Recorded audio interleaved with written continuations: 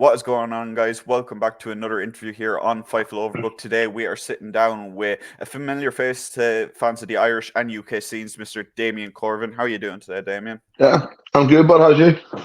I am good, and we'll start at the beginning for you with your training before you got into the ring.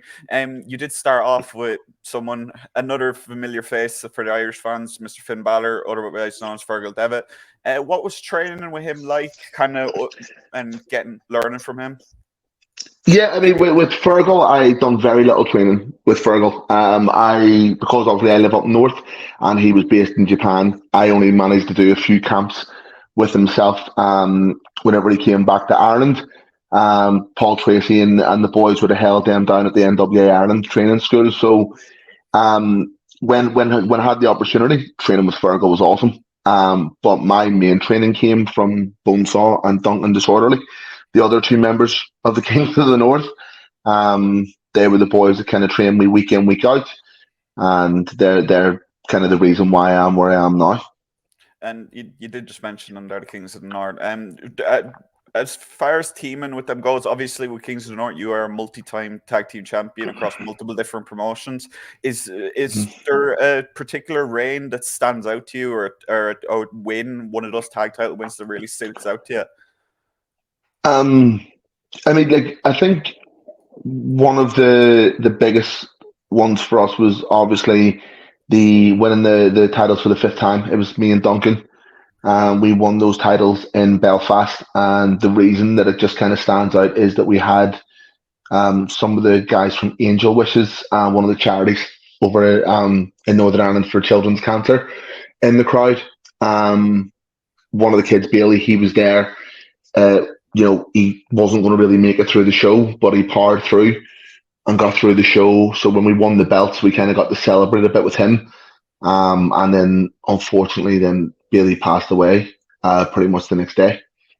So that kind of stands out just because of what it meant to him, and his family and stuff reached out, and it was lovely, to kind of hear that like for one night we were able to kind of take him away from his illness and just let him be a kid that enjoyed wrestling. So for me, that stands out. And being the first ever Discovery Wrestling Tag Champions was huge, and the first ever TNT Tag Team Champions was huge. We've pretty much won tag titles everywhere we've wrestled, except Progress at this point. But for those companies that trust us to be the first ever tag champions and kind of build their division around us, same as OTT.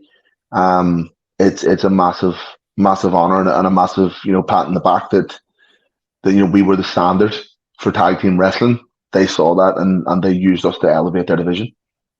And of course, as I said, multiple tag team title reigns. You've been first time ever for several promotions, but so far it's been not as successful in terms of singles gold. Is that something that obviously you've challenged for the OTT World Title on occasion? And I'm just wondering, as well, with Trent Seven becoming the OTT World Champion, is that something that's kind of interesting you this year? Yeah, I mean, who doesn't want to be a world champion, right? So there are a couple of world championships that I've always wanted to have, and one being, of course, the OTT world title, and the other being the TNT world title. Those two championships mean a great deal to me, just because those two companies mean a great deal to me, and like I was with TNT pretty much from the very beginning, the same as OTT, helped build their current fan base and have been through a good bit of ups and downs with them. So those championships really do stand out as as what I want to hold. With OTT, I mean, I think I'm one of the only people left that was on the first ever OTT show, and I'm still on OTT, to this day. If Trent, shows up, then yeah, 100%. I'll be happy to to fight for the OTT title. I've not been successful the last two times. I've tried. Sam's got the better of me. Once a bit dodgily. and the other time, fair enough, it was Enniskillen. I've never had a world title match in Dublin or Belfast though. So in Belfast for a world championship, home field advantage. I don't think anyone's beaten me for it. That's completely fair. And you did mention TNT there, how important it is to you. You are returning to TNT for the first time since 2022, coming up next month, I believe. And what does it mean to you to come back to TNT? Obviously, you said it there. It's been kind of your home in Britain for a long time, and you do want to win that TNT championship. But what are your general goals for this run in TNT? I mean, it's just to continue to elevate TNT as much as we can. I mean, I kind of feel that, we built the tag division to be a certain level. And unfortunately, things happened that were out of TNT's control that meant that they didn't have their tag team champions for a very long time. So the tag division suffered because of it. There was cancelled bookings and people weren't able to make bookings, which sort of impacted the tag, the tag team division there. But the Temple of Malum and Lycos Gym and a few of the other teams have sort of stepped up and tried to put their mark on it and make it, keep it as successful as it can be. But I mean, without us, it's not the same division, to be honest. And whether it's me and Bonesaw or me and Duncan or Bonesaw and Duncan, it's the way the Kings of the North. We're tag team wrestling in the UK and Ireland. And you did mention, of course, as well earlier, just switching again back to OTT, feeling like just switching back like crazy here. But you have a very distinct library of matches in OTT with some of the biggest names in Europe. You've faced off Aya Dragunov. You've stepped across the ring from Trent Seven, never in singles competition, but in multi-man matches.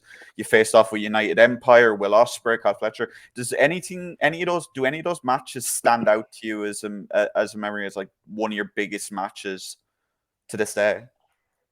I think I think the biggest match had to be the United Empire match in Belfast, and that's probably simply because at the time and still now, Will Ospreay is probably the best professional wrestler on the planet. And obviously the Aussie Open boys were dominating tag team wrestling at the time. So that stands out. The British Strong Style matches stand out. The Ilya Dragunov match stands out, I think, mainly because I wasn't supposed to wrestle Ilya that night. Ilya had a different opponent. That opponent was injured. I was in some random fatal four-way match. So that was I was a last minute replacement to wrestle Ilya. And that was a very solid, hard hitting match. I think last year versus Leighton Buzzard, like Leighton, that was a standout match for me just because it was my first singles match in a very long time. And me and Leighton went back and forth pretty hard. There's so many over the years. I've been very, very fortunate with the people that I've wrestled against. And the fact that I've been able to work the likes of the Gorillas of Destiny and War Machine and the United Empire and these massive, massive names in pro wrestling, but it doesn't take away from the local guys. Because I still think that the Kings of the North lads from the flats stole Scrapper Mania 3. I don't think there was a better match in that card, even though we had the likes of the Elite and some other people on that show. I think that was the match people were invested in. But it's very difficult to remember everyone that we've stepped up against. Unfortunately, it's insane when you look back at it and look at the list of people that we've worked with. Guys like Eric Young and Axel Tischner and people like that that you used to watch on TV when you were a kid. The fact that I got I'm a massive Eric Young fan, so the fact that I got to wrestle Eric Young is insane to me. But it's keeping that consistency and keeping everything up. You're only as good as your last match, really. So as great as it is to have all these memories of all these fantastic matches and these fantastic opponents, it's making sure that the next match and the next opponent is just as good. And you just switching gears a little.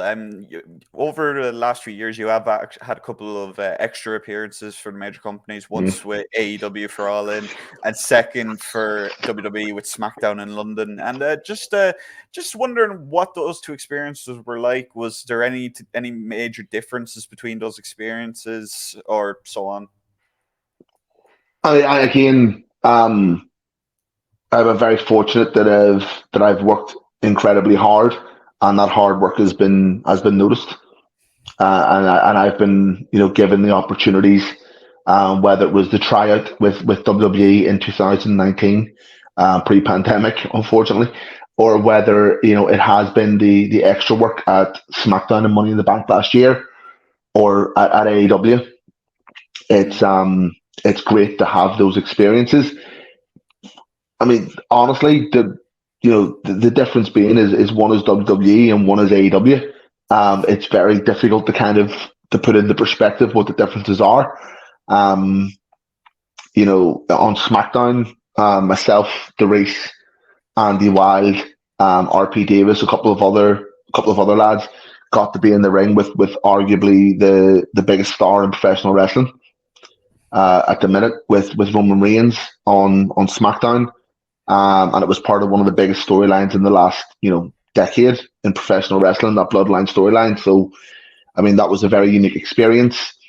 And spending time with the likes of William Regal and Michael Hayes and the great staff backstage was brilliant. But, also with AEW, we got to be in the ring in front of 50,000 people at Wembley Stadium and get bumped about by Big Hobbs and Miro, and again, be part of Stadium Stampede, that massive hardcore match, even briefly, as sort of just backstage extras and stuff. So we were treated fantastic by both companies, looked after incredibly well by both companies, and everything was very professional with both companies. So I enjoyed both. And it's a kind of a situation that's kind of been developing over the last few years with NXT Europe. Obviously, you did mention that you did have the tryout with WWE prior to the pandemic. Would that be something that, if you got the call for NXT Europe, would that be something that interests you, or are you happy with where you are now on the British and Irish scene? No, in a heartbeat.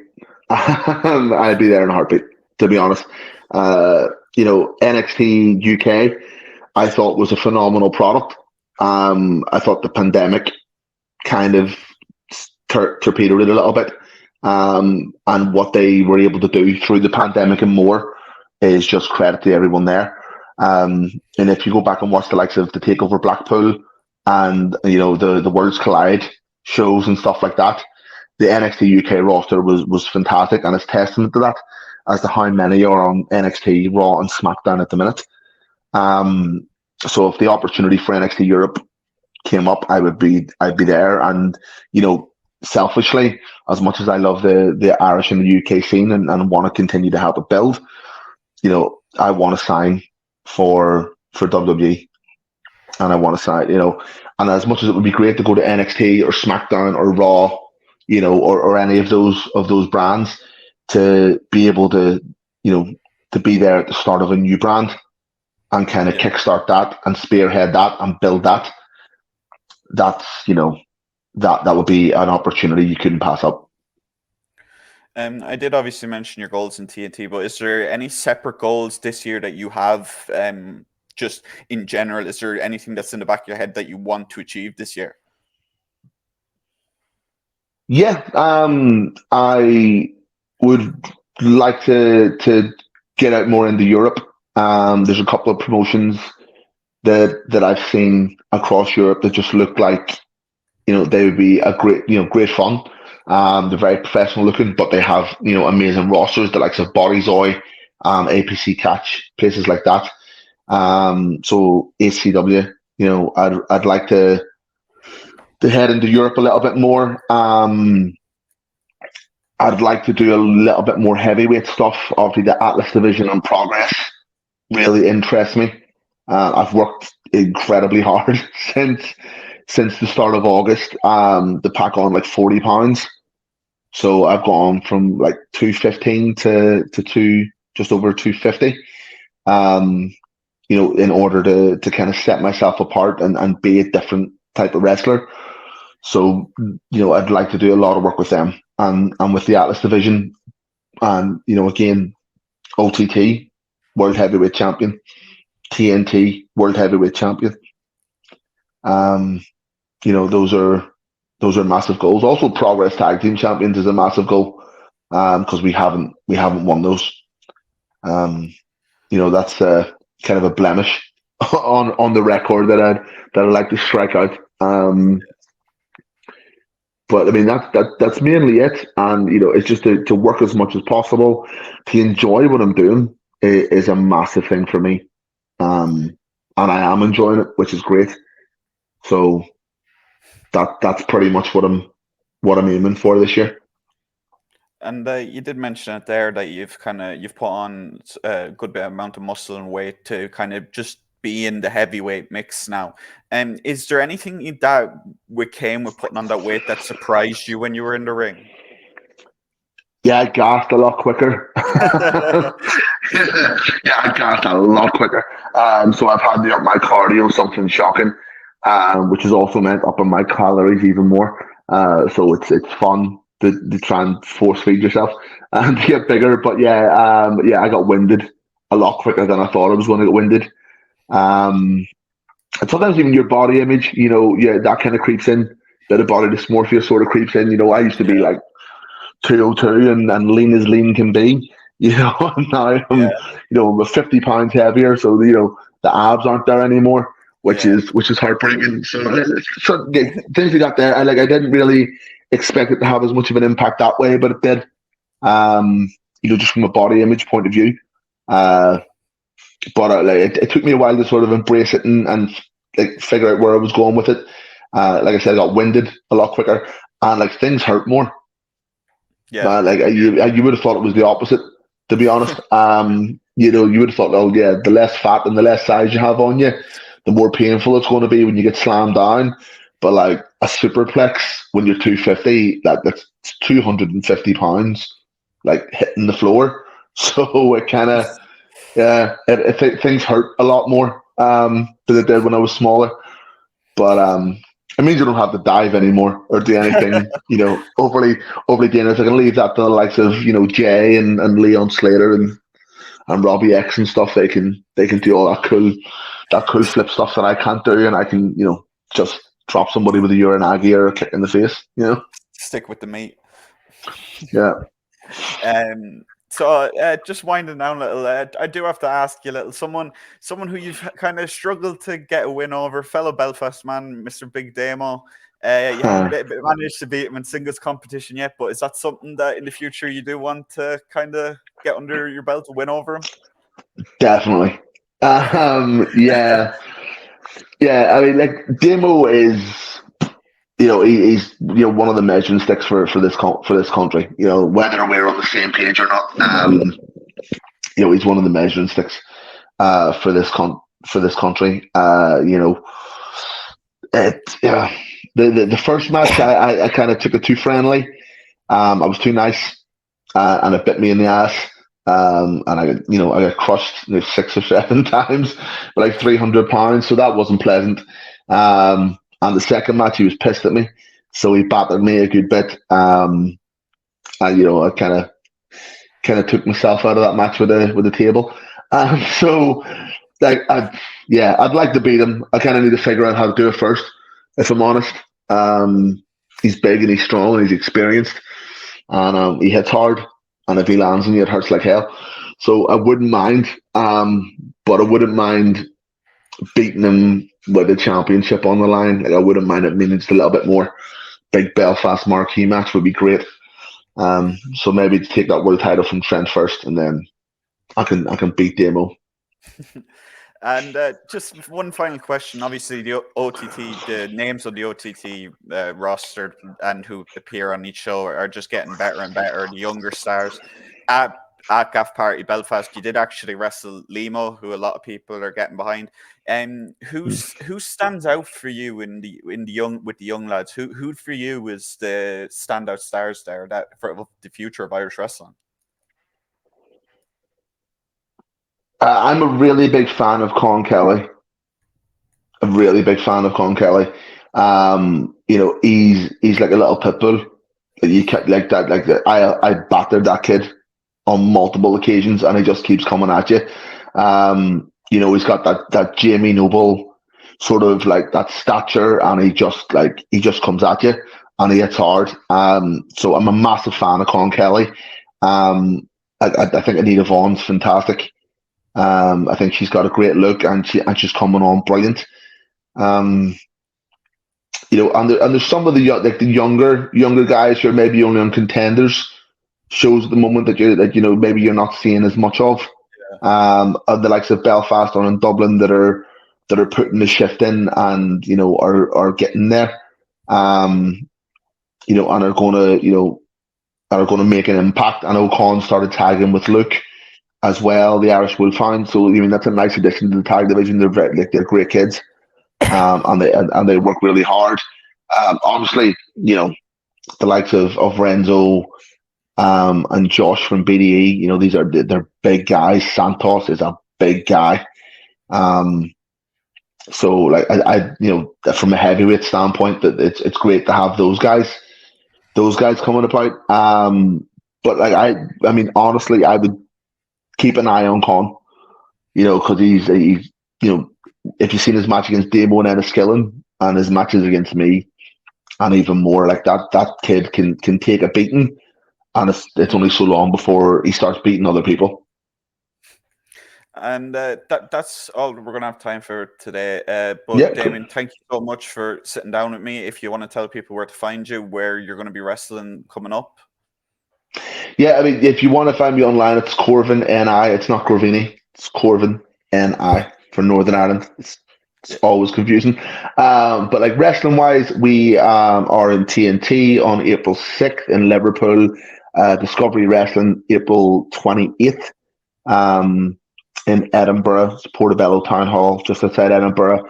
And then there's a number of other dates with other promotions still to be confirmed. And you'll see them all over our social media. All right. Guys, if you are new to Fightful Overbooked, make sure to like, subscribe. Make sure to follow Damien on social media. He's going to go absolutely massive this year. And I will see you guys for the next interview. Peace. Thanks, Lord.